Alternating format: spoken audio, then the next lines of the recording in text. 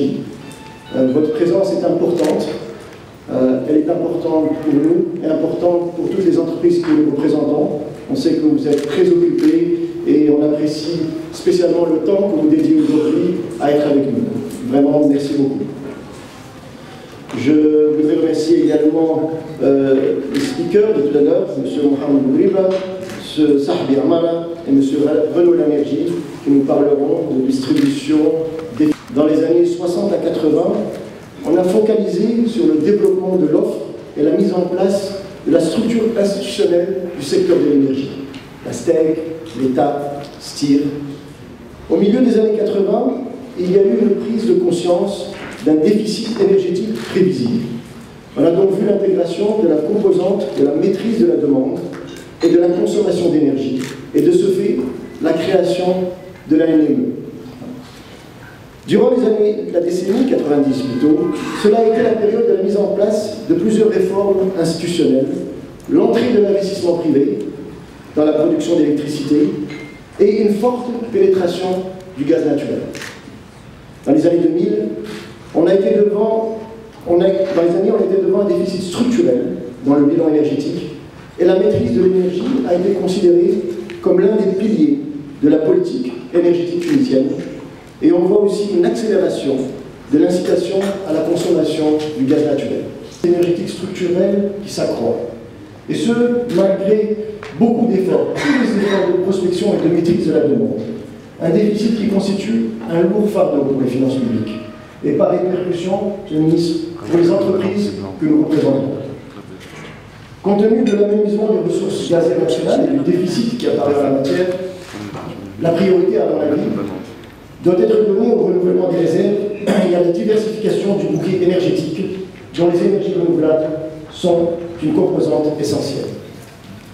Mais pour cela, il faut se donner les moyens de rassurer et d'attirer les investisseurs étrangers, élément fondamental pour le développement de ce secteur.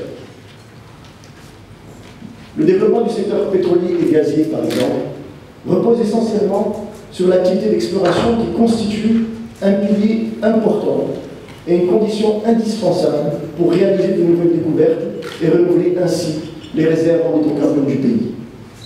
La Tunisie a vécu ces dernières années plusieurs difficultés et ont conduit le secteur des hydrocarbures à une phase de récession marquée essentiellement par la baisse des activités d'exploration. Et aujourd'hui, il faut un véritable électrochoc à travers un partenariat solide entre tous les acteurs, entre le gouvernement, le législateur, l'importance du législateur aujourd'hui, et le secteur privé pour redynamiser ce secteur.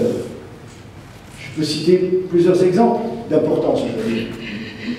L'accélération, bien entendu, des projets immédiats, la mise en production du projet Nawal, l'importance d'avancer sur les permis et concessions en attente, revoir les procédures qui amènent aujourd'hui le temps d'octroi d'un permis à presque 22 mois. Il faut qu'ensemble on bouge là-dessus.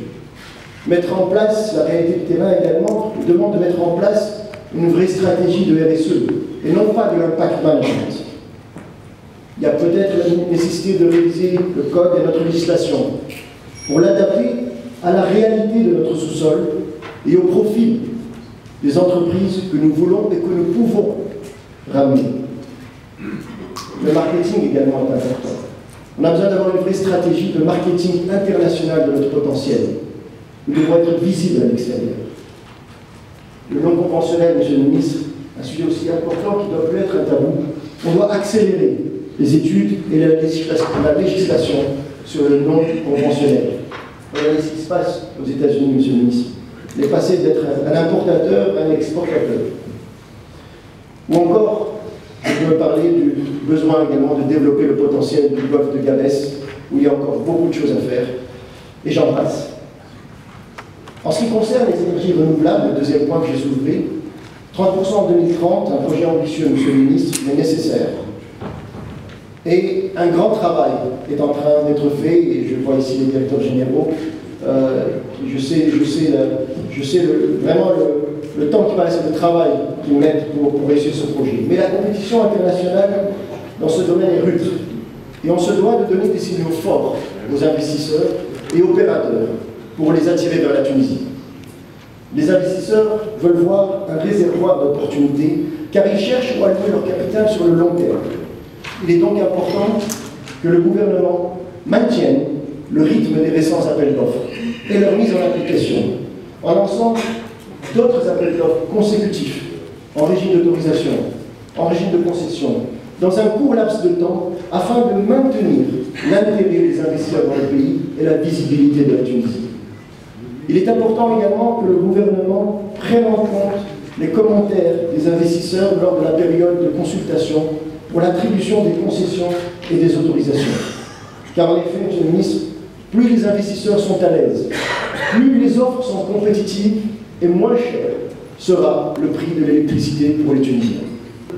La Tunisie possède une importante ressource solaire et peut créer une activité d'exportation avec des retombées positives importantes sur l'emploi, les revenus et les réserves en devises. Les investisseurs sont prêts à financer de tels projets et le gouvernement devrait donc chercher activement de telles opportunités maintenant, avant que le marché ne soit pris par le voisin. Voilà, Monsieur le ministre, j'ai soulevé dans mon intervention juste deux axes rapides du secteur de l'énergie. Comme vous le savez, je pourrais m'y étendre pour la matinée, mais je ne pense pas qu'on ait le temps pour cela, vous le savez. Mais on va parler aujourd'hui aussi, pas seulement de renouvelables et d'expansion de production, mais également de distribution, de stockage, d'efficacité énergétique, d'électricité. Alors, avant de passer la parole à Sina Serikoussi, président du CCM, je voudrais profiter, Monsieur le ministre, de cette occasion pour vous assurer que la Chambre de commerce tuniso-britannique, je parle au nom de mon président et ses amis du CCM, et sera votre partenaire pour relever les défis. Je vous remercie.